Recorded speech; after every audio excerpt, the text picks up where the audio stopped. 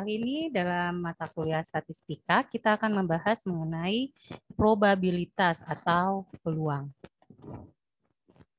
Sebagaimana saya sudah terangkan pada saat kita membahas pokok bahasan kombinatorial, ya. Probabilitas atau teori peluang itu kita bagi ya, jadi terbagi dalam 3 bagian, yaitu mengenai kaidah pencacahan atau counting rules, peluang suatu kejadian, dan peluang kejadian majemuk. Kaidah pencacahan atau counting rules ini kita sudah ulas pada pokok bahasan kombinatorial. Bagaimana mengenai aturan pengisian tempat yang tersedia atau filling slot, permutasi maupun kombinasi. Nah, untuk materi kita kali ini yang kita akan bahas mengenai peluang suatu kejadian dan peluang kejadian majemuk, ya.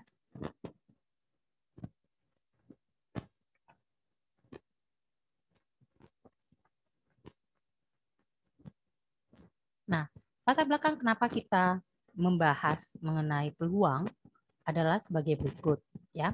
Kecelakaan lalu lintas akibat kesalahan dalam mengendarai kendaraan merupakan contoh kejadian yang tidak dapat dikendalikan oleh manusia. Ada banyak kejadian-kejadian lain yang tidak bisa kita kendalikan, ya. Jadi di luar kendali kita. Oleh karena itu, kita hanya dapat mengerjakan segala sesuatu sebaik mungkin dengan mencoba menilai kemungkinan-kemungkinan yang dapat terjadi.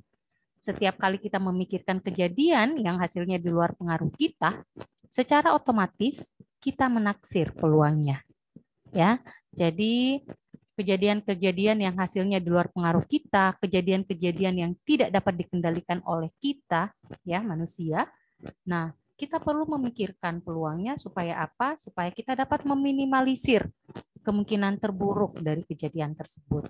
Misalnya gempa bumi, tsunami, gunung meletus, itu semua di luar kendali kita, ya. Tapi ketika kita menaksir peluangnya, kita dapat peluang terjadinya kejadian tersebut, maka kita dapat meminimalisir akibat-akibat buruknya. Sedini mungkin kita bisa mengungsi, seperti itu kan. Jadi makanya alat-alat pendeteksi itu ya yang sudah dibuat itu bisa menjadi patokan untuk mengambil tindakan ya untuk meminimalisir hal buruk yang dapat terjadi. Ya, sedini mungkin masyarakat sekitar gunung yang akan meletus itu diungsikan dan sebagainya ya. Nah, ini latar belakangnya. Oke. Percobaan adalah suatu tindakan atau kegiatan yang dapat diulang dengan keadaan yang sama untuk memperoleh hasil tertentu. Hasil yang diperoleh dari suatu percobaan ini tidak dapat diketahui sebelumnya. Jadi kita pahami dulu beberapa pengertian dasar supaya kita mudah untuk masuk dalam pembahasan teori peluang atau probabilitas ini ya. Jadi ada yang dinamakan percobaan. Percobaan itu suatu tindakan atau kegiatan yang dapat diulang-ulang. Ya. Tujuannya untuk memperoleh hasil tertentu. Jadi kalau misalnya nanti Anda menyusun tugas akhir, ya, menyusun skripsi, maka misal Anda mau membuat sebuah aplikasi, ya, maka Anda akan melakukan percobaan, ya, Anda akan melakukan kegiatan yang berulang-ulang, mengetes aplikasi Anda, ya. Anda catat semua hasil-hasil yang mungkin ya yang diperoleh. Nah, itulah yang dinamakan percobaan ya. Jadi contohnya kemarin ada mahasiswa yang membuat alat ya untuk alatnya untuk mendeteksi dan memberikan peringatan kepada pelanggar lalu lintas ya. Jadi pelanggar lampu lalu lintas. Jadi dia memasang buzzer dan sensor. Ya, jadi sensornya ini ketika dia mendeteksi ada kendaraan yang sudah lampu merah, tapi dia tetap melewati garis pembatas, ya, melintasi garis pembatas, maka otomatis buzzernya akan memberikan peringatan, ya, bunyi bip bip bip, ya. Nah, jadi dalam membuat alat tersebut, membuat aplikasi tersebut, maka mahasiswa yang membuat aplikasi itu melakukan beberapa percobaan. Dia mengetes dulu kalau jaraknya dari sekian sentimeter dari garis pembatas. Apakah sensornya bisa mendeteksi, ya? Apakah buzzernya bisa bunyi? Jadi misalnya dari jarak 5 cm, 3 cm, ya, 2 cm, 1 cm, dan seterusnya. Jadi dilakukan percobaan berulang-ulang supaya juga dia tahu sensitivitas dari sensornya. Ya, jadi itu yang dinamakan percobaan. Ya. Nah, selanjutnya ada yang disebut ruang sampel. Jadi ruang sampel itu himpunan semua hasil yang mungkin dari suatu percobaan. Disimbolkan dengan S. Nah, anggota-anggota dari ruang sampel itu dinamakan titik sampel. Ya. Jadi kalau misalnya kita melakukan percobaan pelemparan koin, ya, kalau kita melempar koin, maka ruang sampelnya, hasil yang mungkin dari pelemparan koin itu hanya ada 2, angka atau gambar. Nah, ini disebut ruang sampel. Semua hasil dari suatu percobaan, semuanya ya tanpa terkecuali. Contoh kedua, kalau pelemparan 2 buah koin, semua hasil yang mungkin atau ruang sampelnya itu adalah yang pertama, koin pertama angka, koin kedua juga angka. Kemudian apalagi yang mungkin? Koin pertama angka, koin kedua gambar. Apalagi yang mungkin? Koin pertama gambar, koin kedua angka. Apalagi yang mungkin? Kalau dua-dua koin menunjukkan gambar. Kan seperti ini. Ya. Jadi hanya 4 saja hasil yang mungkin. Nah, ini disebut ruang sampel pada pelemparan 1 koin dan 2 koin. Bagaimana ruang sampel kalau pelemparan sebuah dadu? Ya, bagaimana ruang sampelnya? Kalau melempar 1 dadu kemungkinannya cuma angka 1, angka 2, angka 3, angka 4, angka 5, dan angka 6. Hanya ini. Kalau melempar 2 dadu, apa saja kemungkinannya? Kalau melempar 2 dadu berarti bisa angka 1, dadu pertama 1, dadu kedua 1. Jadi kita tulisnya 1,1. Bisa 1,2, 1,3, 1,4, 1,5, 1,6. Ya. Bisa 2,1, 2,2, 2,3, 2,4, 2,5, 2,6. Sudah 12. Sampainya 6,6. Jadi ada 36 hasil yang mungkin dalam ruang sampel tersebut. Nah, anggota-anggota dari ruang sampel itu yang dinamakan titik sampel. Jadi A itu titik sampel, G itu titik sampel, angka-angka itu titik sampel, gambar angka itu titik sampel, 3, 4, 5, 1, 2, 6, itu semua adalah titik sampel. Nah, hal yang berikut ada yang dinamakan kejadian. Kejadian pada ruang sampel atau disingkat kejadian adalah himpunan dari ruang sampel, himpunan bagian dari ruang sampel, ya. Contoh.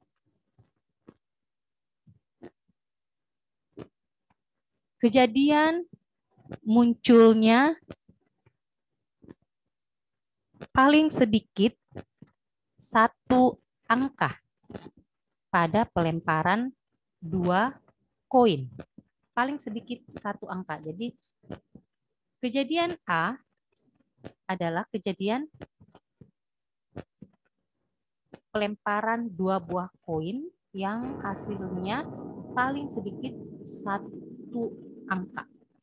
Berarti bisa 1 angka, 1 gambar, 1 gambar, 1 angka. Bisa juga dua-duanya angka. Kan paling sedikit 1 angka, berarti bisa 2 angka. Ya. Contoh lain. Kejadian B adalah kejadian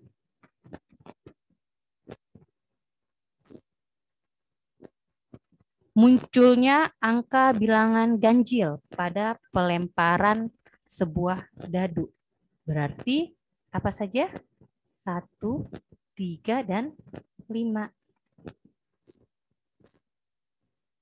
Contoh lain, kejadian C adalah kejadian munculnya angka yang lebih besar dari 5 pada pelemparan sebuah dadu. Yang lebih besar dari 5 cuma apa? Cuma 6. Ya. Nah, ini yang dinamakan kejadian. Kejadian A, kejadian B, dan kejadian C. Jadi dia merupakan himpunan bagian. Kenapa? Karena AG, GA, GAA itu ada semua di sini. Ada dalam ruang sampel. 1, 3, 5 itu ada di ruang sampel. 6 juga ada di ruang sampel. Jangan sampai kita bilang kejadian munculnya angka yang lebih besar dari 5. Terus Anda tulis 6, 7, 8. Tidak ya, 7 dan 8 tidak ada dalam ruang sampel. Dalam pelemparan dadu tidak ada angka 7 dan 8. Ya, itu yang dinamakan himpunan bagian. Nah, selanjutnya kejadian yang beranggotakan satu titik sampel seperti kejadian C itu dinamakan kejadian sederhana. Jadi kejadian C ini adalah kejadian sederhana. Dia hanya terdiri dari satu titik sampel nih, cuma angka 6. Sedangkan kejadian yang anggotanya lebih dari 1, bisa 2, 3, 4, dan seterusnya, yang penting lebih dari 1, itu dinamakan kejadian majemuk, seperti kejadian B dan A. Ya, paham sampai di sini ya? Oke, supaya lebih paham kita lihat contoh lain. Pada percobaan pelemparan sebuah kubus bernomor, jika A adalah kejadian munculnya bilangan genap dan B adalah kejadian munculnya bilangan prima, nyatakan dalam sebuah himpunan A ruang sampel, B kejadian A C kejadian B. Oke, jadi perhatikan pelemparan sebuah kubus bernomor atau dadu. Maka ruang sampelnya itu kita simbolkan dengan S. Tadi sudah, kalau pelemparan dadu yaitu angka 1, 2, 3, 4, 5, dan 6. Ya. Kemudian kejadian A. Nih. Berarti kejadian A anggota-anggotanya adalah munculnya bilangan genap. Berarti 2, 4, dan 6. C. Kejadian B. Munculnya bilangan prima. Nah, perhatikan. Angka 1, 2, 3, 4, 5, 6. Nah, manakah yang masuk dalam bilangan prima? Ya, bilangan prima itu adalah bilangan yang habis dibagi 1 dan dirinya sendiri, atau dia memiliki 2 faktor. Kalau 1 faktornya cuma 1, berarti dia bukan bilangan prima. 2 faktornya 1 dan 2. 3 faktornya 1 dan 3. 4 faktornya 1, 2, dan 4. 5 faktornya 1 dan 5. 6 faktornya 1, 2, 3, dan 6. Habis dibagi 2, habis dibagi 3, habis dibagi 6. Itu namanya faktor. Ya. Jadi dari sini kita lihat yang jumlah faktornya ada 2, itulah yang dinamakan bilangan prima. Yang mana tuh? 2, 3, dan 5. Berarti soal C, kejadian B, ya, kejadian B, anggota-anggotanya adalah 2, 3, dan 5. Ingat ya, 1 bukan bilangan prima. Paham sampai di sini?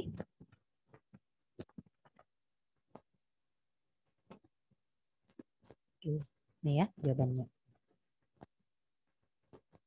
Oke, bagaimana ruang sampel pada percobaan pelemparan 3 buah mata uang logam bersama-sama? Jika A adalah kejadian munculnya paling sedikit 2 gambar, maka nyatakan dalam himpunan kejadian A. Jadi kalau 3 buah logam, tadi kan sudah 1 logam dan 2 logam. Bagaimana kalau 3 logam? Ya, jadi logam A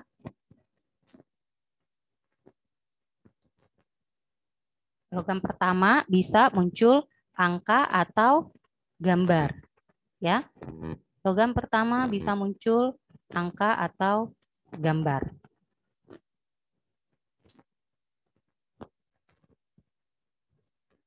Jadi kejadian A, angka atau gambar. Uang logam pertama kemungkinannya angka atau gambar. Nah, untuk uang logam kedua, maka kalau misalnya uang logam pertama angka, maka uang logam kedua juga bisa angka, bisa gambar. Jadi angka dengan angka. Logam pertama angka, logam kedua angka. Atau logam pertama angka, logam kedua gambar. Kalau logam pertamanya gambar, maka logam keduanya kemungkinannya juga dua. Bisa angka, bisa gambar. Jadi logam pertama gambar, logam kedua angka. Logam pertama gambar, logam kedua gambar. Ya, jadi ini tadi kan angka-angka, angka gambar, gambar angka, dan gambar-gambar. Ini kalau 2 koin. Nah, kalau 3 koin berarti masing-masing ini bisa lagi 2 kemungkinannya. Angka atau gambar. Jadi koin ketiga bisa angka, bisa gambar. Ya, bisa angka, bisa gambar. Bisa angka, bisa gambar. Bisa angka, bisa gambar. Seperti ini. Kan? Jadi apa saja ruang sampelnya? Yang pertama bisa angka, angka, angka. Ya. Jadi ruang sampelnya adalah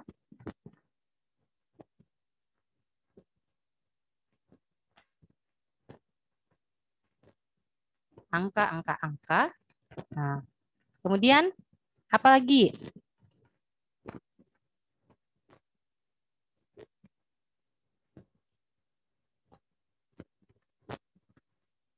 Selain angka, angka, angka, selanjutnya bisa angka, angka, gambar. Kan seperti itu. Selanjutnya angka, gambar, angka. Selanjutnya angka, gambar, gambar. Selanjutnya gambar, angka, angka. Gambar, angka, gambar. Nah, totalnya ada berapa? 1, 2, 3, 4, 5, 6, 7. Ada 8. Ya. Jadi kita lihat hasilnya. Ya. Mulai dari angka, angka, kemudian angka-angka gambar, kemudian angka, gambar, angka, angka, gambar, gambar, gambar, angka, angka, gambar, angka, gambar, gambar, gambar, angka, gambar, gambar, gambar. Ya. 1, 2, 3, 4, 5, 6, 7, 8. Sampai G, G, G. Dari A sampai G, G, G. Oke. Sudah paham sampai di sini? Kita lanjut. Ya. Jadi ini semua ruang sampelnya pelemparan 3 buah mata uang logam. Ada 8 titik sampel. Jika A adalah kejadian munculnya paling sedikit 2 gambar, paling sedikit 2 gambar, maka nyatakan dalam himpunan. Kejadian A paling sedikit 2 gambar. Yang 2 gambar apa saja?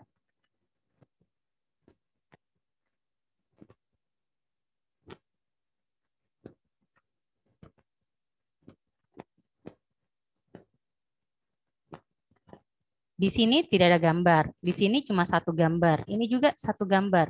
Ini 2 gambar. Ini cuma 1 gambar. Ini 2 gambar. Ini 2 gambar. Ini masuk enggak? Yang GGG masuk enggak? Paling sedikit 2. Berarti kalau 3 boleh enggak? 3 boleh, kan paling sedikit 2. Ya. Maka kalau kita nyatakan dalam himpunan, kejadian A anggotanya adalah AGG, GAG, GGA, dan GGG. seperti ini. Ya, paham?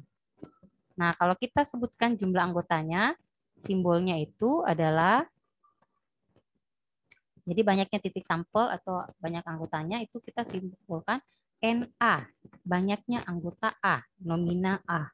Ya, banyaknya anggota A ada 4. Kalau banyaknya anggota S, NS. Ada 8.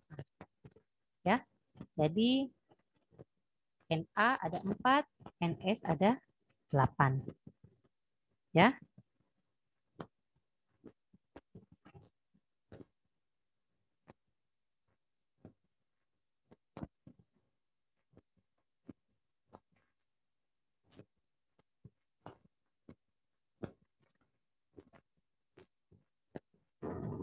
Oke.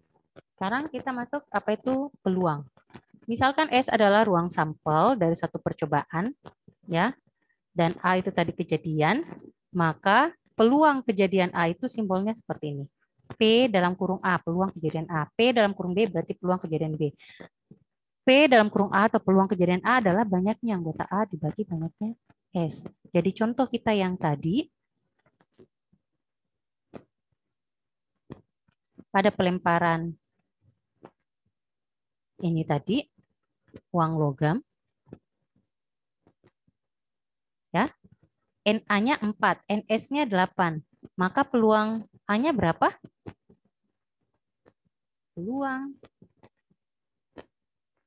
Peluang kejadian A adalah NA dibagi NS. Tadi kan rumusnya begitu toh? NA dibagi NS. Berarti 4 dibagi 8.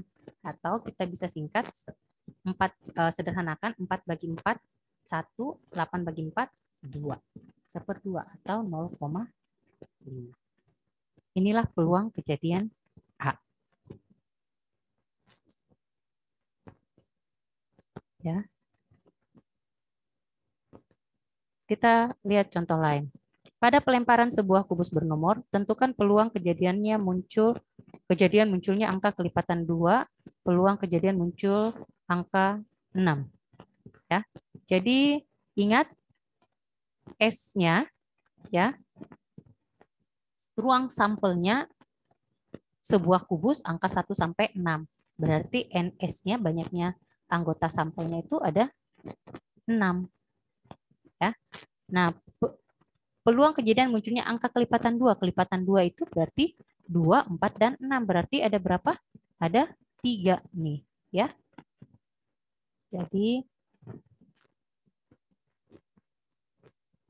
kejadian A 2, 4, 6. Berarti banyaknya ada 3. Tadi ruang sampelnya ada 6. Sehingga peluang kejadian A adalah 3 dibagi 6 atau 1/2 atau 0,5. Peluang kejadian munculnya angka 6. Peluangnya cuma kejadian angka 6 berarti cuma satu kejadiannya, ya, yaitu hanya angka 6 saja, ya. Jadi kejadian B hanya angka 6, berarti NB-nya hanya 1. Maka peluangnya adalah 1 bagi 6. Bagi 6 selalu dibagi S. Ya, NS, banyaknya anggota ruang sampel. Jadi 1/6. Ya. Kita ambil contoh lain. Nah, berhubungan dengan materi kita yang lalu, ya, mengenai kombinatorial. Ada yang masih ingat? Sebuah kotak berisi 5 bola berwarna merah. 1, 2, 3, 4, 5. 4 bola berwarna kuning. 1, 2, 3, 4 bola.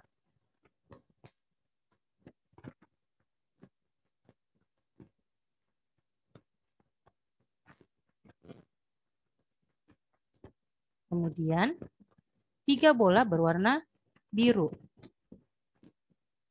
1, 2, 3 bola. Jadi ada berapa bola semuanya?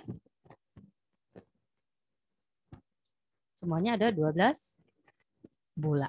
Ya, 5 tambah 4 tambah 3.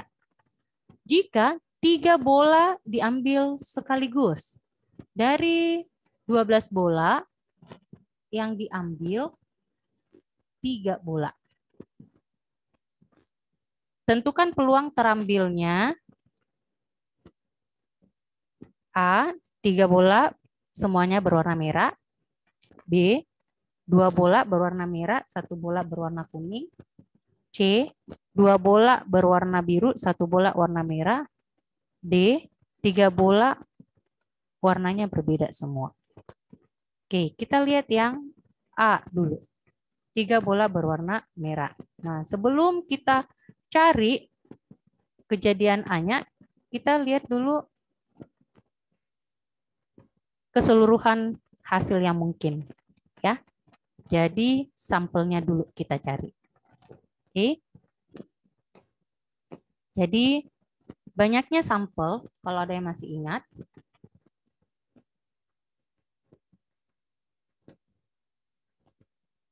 Jadi sampelnya itu tanpa memperhatikan warna apa, ya, bolanya, jenisnya apa dan sebagainya. Dia tidak memperhatikan, dia totalkan semuanya. Totalnya 5 tambah 4 tambah 3, ada 12 bola. Mau diambil berapa? Mau diambil 3. Berarti kombinasi, ya, karena tanpa memperhatikan warna ya. Kombinasi dari 12 bola mau diambil 3 bola. Ya, kombinasi dari 12 bola mau diambil 3 bola. Masih ada yang ingat ini? Kombinatorial.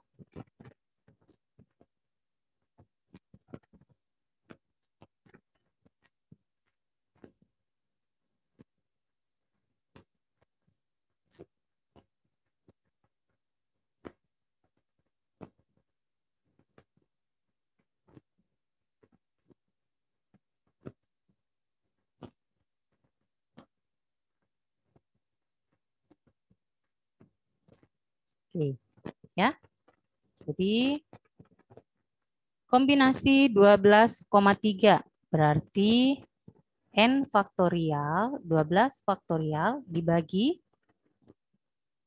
r faktorial dikali n kurang r faktorial. Masih ingat tentang faktorial, rumus kombinatorial kemarin? Ya. Jadi 12 faktorial bagi 3 faktorial kali 12 kurang 3 faktorial. Ya. Ini sama dengan 12 faktorial dibagi 3 faktorial dikali 12 kurang 3 itu 9 faktorial. Maka 12 faktorial ini kita uraikan mulai dari 12 sampai 9 ya. Kali 11 kali 10 kali 9 faktorial. Seperti ini. Dibagi 3 faktorialnya kita urai 3 kali 2 kali 1. Ya, dikali 9 faktorial. Ya. Nih, hasilnya kita tinggal coret ya. 9 faktorial bagi 9 faktorial. 10 dibagi 2 berapa? 10 bagi 2 5. Kemudian 12 bagi 3. 12 bagi 3 4. Jadi 4 kali 11 44 kali 5 220 bagi 1. Maka hasilnya adalah 220. Ini kemungkinan yang boleh dihasilkan. Semua kemungkinan yang boleh dihasilkan. Atau banyaknya ruang sampel. Ya. Nah, sekarang bagian A-nya.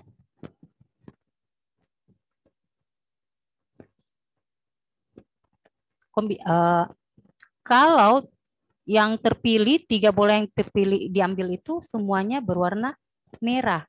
Berarti kalau semuanya berwarna merah,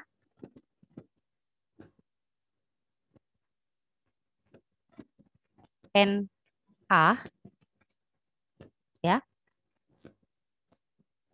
NA kemungkinan yang terjadi adalah kombinasi dari berapa bola warna merah. Perhatikan berapa bola warna merah. Bola warna merah ada 5. Berarti dari 5 kita pilih 3-3-nya warna merah. Paham? Ya. Gunakan seperti rumus di atas ya. 5 faktorial per 3 faktorial kali 5 kurang 3 faktorial. Nanti hasilnya 5 faktorial dibagi 3 faktorial dikali 2 faktorial.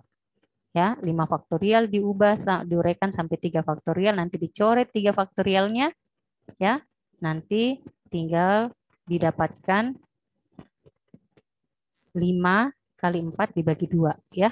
Jadi 20 dibagi 2, maka dapat 10 ya. Jadi cari sendiri nanti ini. Nah, NA-nya 10. Kalau NA-nya 10, maka dengan mudah kita dapatkan ya P peluang A ya. Peluang kejadian A yaitu NA dibagi NS. NA 10 dibagi NS 220. 10 dibagi 220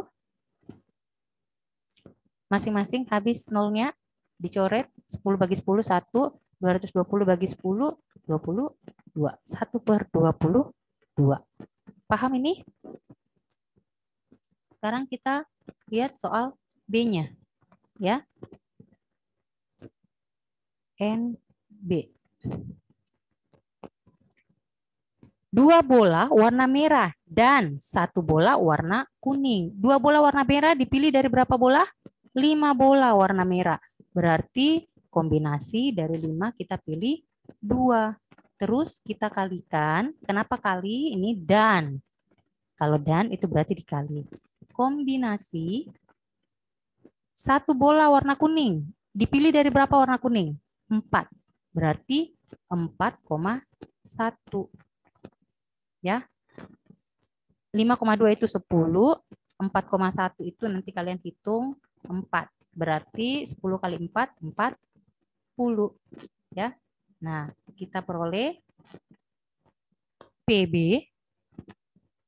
Jadi PB adalah NB 40 dibagi NS 220. 40 bagi 220. 40 bagi 20. Masing-masing bisa dibagi 20 ini. 40 bagi 20 2 ya. 220 dibagi 20 11. Ya. Jadi 2/11. Nah, yang C-nya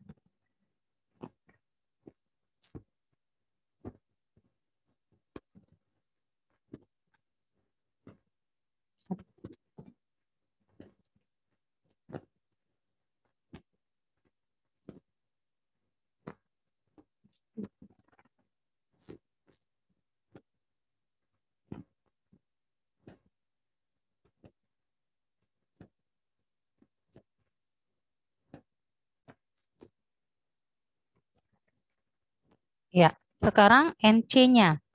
NC, lihat soalnya 2 bola berwarna biru. 2 bola berwarna biru ini dipilih dari berapa bola warna biru? 3. Berarti kombinasi dari 3 dipilih 2. Dikali 1 bola berwarna merah dipilih dari 5. Berarti 5,1. Nah, hitung sendiri nanti berapa hasilnya ini. Ya. Sehingga PC-nya nanti adalah hasil NC dibagi 220. Nah, ya. Nah, sekarang kalau D, 3 bola warnanya berbeda. Nah, pahami baik-baik soalnya. Ini biasa kelemahannya mahasiswa di sini. Kurang memahami soal baik-baik sehingga salah diagnosa. ya. Salah jawabannya. Bagaimana caranya? Salah menganalisis ya. 3 bola warnanya berbeda. Warna apa saja? Berarti satu warna merah, satu warna kuning, dan satu warna biru. Jadi walaupun tidak diuraikan 2 bola warna biru, satu warna merah, 2 bola, satu merah, satu kuning, satu biru. Nah, Anda sudah lihat 3 bola semuanya warnanya berbeda. Berarti masing-masing satu. Ya, maka ND-nya itu adalah dari 5 warna merah dipilih satu, dikali dari 4 warna kuning dipilih satu, dikali dari 3 warna biru dipilih satu. Nah, hitung masing-masing kombinasinya baru kalikan. Nah, hasilnya kita dapatlah peluang D, yaitu banyaknya ND dibagi NS. Sudah paham sampai di sini?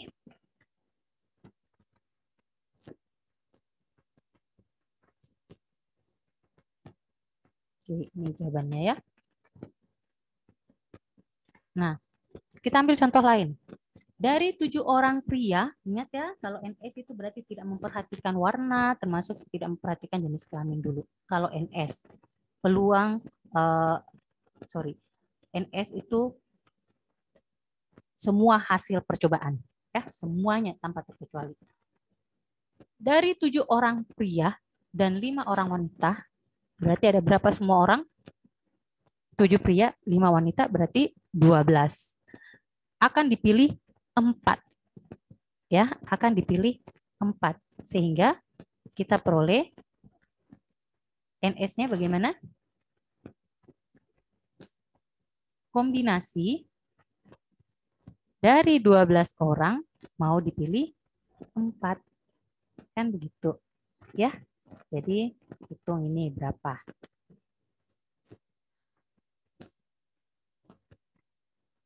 Empat orang itu terdiri dari 3 pria dan seorang wanita. Berarti NA-nya, anggaplah kejadian A namanya, kombinasi berapa? Dari 7 pria dipilih 3.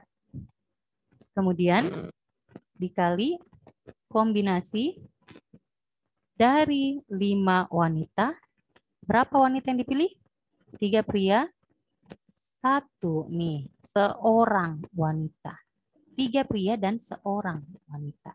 Nah, cari hasilnya ini berapa? Maka peluangnya itu rumusnya tinggal dibagikan. NA dibagi NS. Paham? Nah.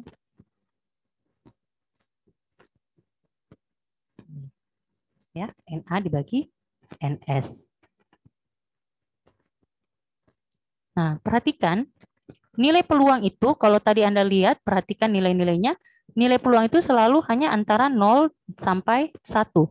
Tidak pernah kurang dari 0 dan tidak pernah lebih dari 1. Jadi tidak ada itu nilai peluang negatif dan tidak ada nilai peluang di atas 1. Ya. Jadi kalau nanti ada yang dapat peluangnya 1,7, maka Anda salah hitung pastinya. Ya, jawabanmu salah. Karena nilai peluang itu hanya antara 0 dan 1. Kalau nilai peluangnya 0, maka itu adalah kejadian yang mustahil terjadi. Kalau peluangnya 1, maka itu adalah kejadian yang pasti terjadi. Ya. Jadi selalu antara 0 dan 1 saja. Semakin mendekati 1, maka peluang kejadiannya terjadi itu semakin besar. Kalau semakin 0, berarti mendekati 0, berarti peluang kejadian tersebut untuk terjadi itu semakin mustahil, ya. Oke, itu peluang kejadian untuk kejadian tunggal atau suatu kejadian. Sekarang kita masuk kejadian majemuk.